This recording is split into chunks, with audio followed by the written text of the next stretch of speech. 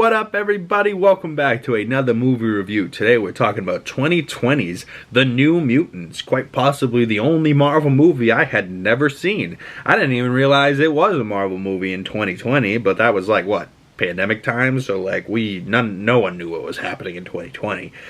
So I believe this movie got mostly canned, didn't get the attention it deserved because of the pandemic and that whole shit.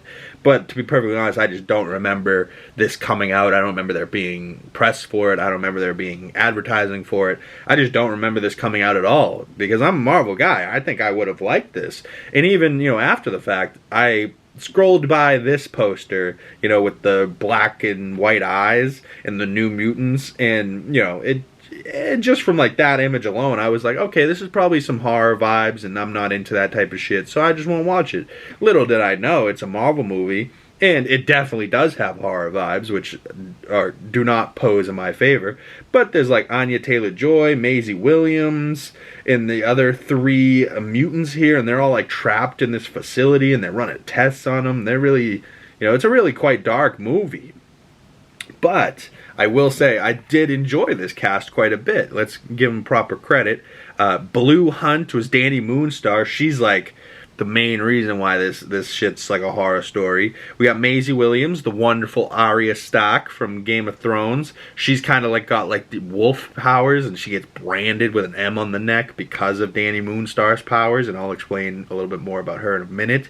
We got Anya Taylor-Joy playing Ileana Rasputin. What? I didn't know that was her last name. But Ileana's got some crazy powers, and she's also a little tapped in the head. But hey, Anya Taylor-Joy doing a Marvel movie back in 2020? What? I had no idea she was in a Marvel movie, and that's probably why she didn't get the role for the Silver Surfer, and that went to Julia Gardner in the Fantastic Four movie coming up. So she was in the running for that, so maybe they were like, wait, you kind of have a Marvel character. I don't know.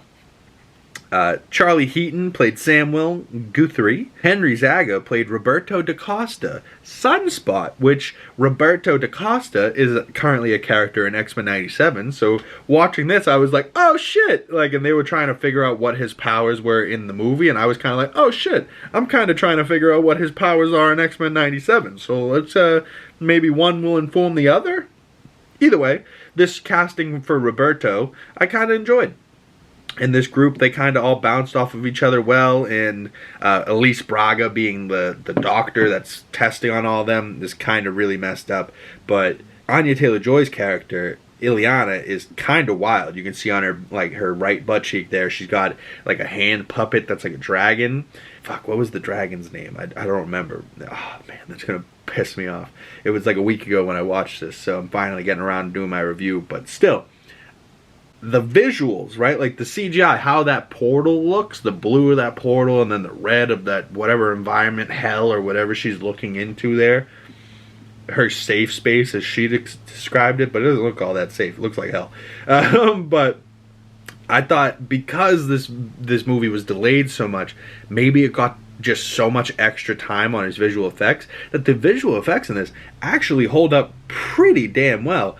But let's get into the horror vibes a little bit of what I was talking about. Poor Ileana as a child was tortured by smiling face men, and that's why she has a safe space that she takes her and her little puppet friend. Nope, still don't have the name. But you can see the mask here. This mask alone, with the white mask and just the bald white head behind it, the white head has nothing good going on behind it. But the mask makes it just a little bit worse. And then finally when they get unmasked, ugh. They're like no-eyed teeth creatures with tattoos on their chest and weird creepy hands, and I do like the silk black shirt, but fuck them. They're gross, they're creepy. Ugh, I don't like them. But this stuff starts coming to their facility because Danny Moonstar's powers, she doesn't know what her powers are, but her power is that she brings their worst nightmares of whatever your worst nightmare is, she brings it to life. So Ileana's was those smiling creatures. Maisie Williams' characters were like like a priesty, creepy, molesting type of dude, and he brand her with a M, which probably means mutant. But at first, it's a W on her back because he probably stuck her when she was like running away or something. So at first you're like, what's the brand? And then he sticks on her neck, and it's like you can see that it's an M, and I'm like, that's probably for mutant. They don't say what it's for, but it's probably for mutant. But she's got like these wolvy eyes, and her like ears turn wolvy, and she like can crawl. She's crawling in the vents. She's got like night vision and shit. And it's kind of funny because her and Danny Moonstar kind of have like a little lesbian love relationship going on, and I'm a sucker for a love story, so I kind of bought into that. Helped like tenfold. I was like, yeah, I like Maisie Williams. I know her from Game of Thrones. Let's get them together. I like this, but Danny has to confront her powers, and Ileana's trying to fight her powers off because Ileana's quite powerful, and she kind of could like conjure a sword and like this metal armor shoulder arm. We never saw her do it fully, I don't think, but saw her at least do an arm and like a wielding weapon type of deal. But look at this bear. Look at this CGI. It's kind of like a dusty bear. Like it's almost like it's smoke, but it's also like real. Right, because it's supposed to be like a conjuring of an imagination, but also is affecting real life. So it's like smoke turning into this real thing. And her biggest fear was this giant bear.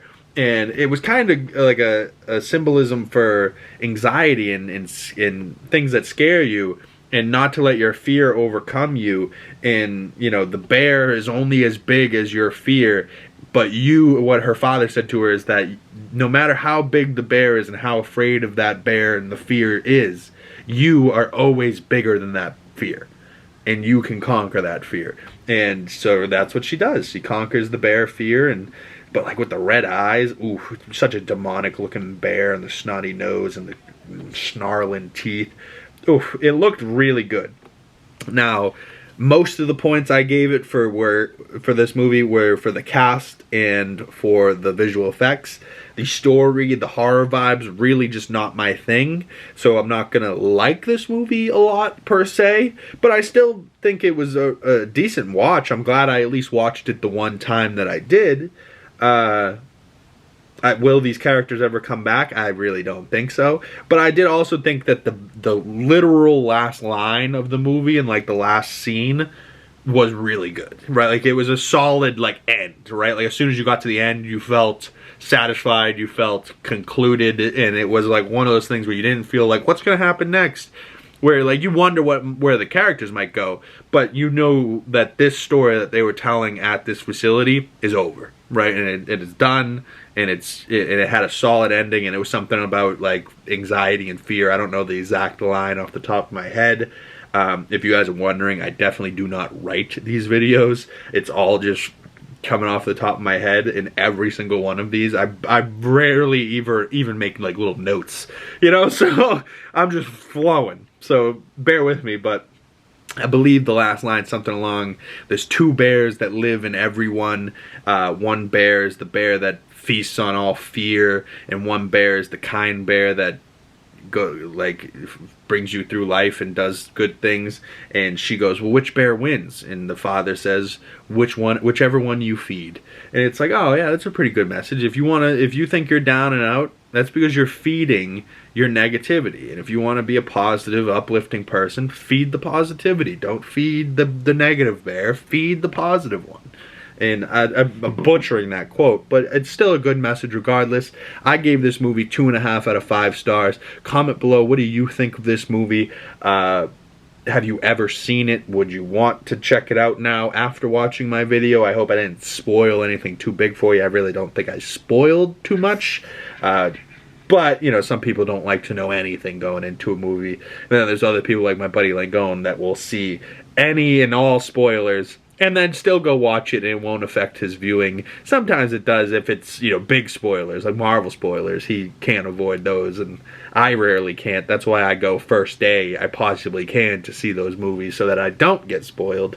But I knew virtually nothing about this movie, so, you know, I don't think anyone's watched this from 2020, but I'm glad I did. So comment below, what are your thoughts on New Mutants? Do you think Anya Taylor-Joy will get a bigger role eventually in Marvel, or will this character come back? I wouldn't mind seeing either. You know, we got the Secret Wars coming up, so maybe her ass pops back in some way, shape, or form. But stay tuned for the next movie review. We'll be talking more, and we got an X-Men 97 review coming out this week, so stay tuned for all that, and I will see you beautiful people in the next video. Peace!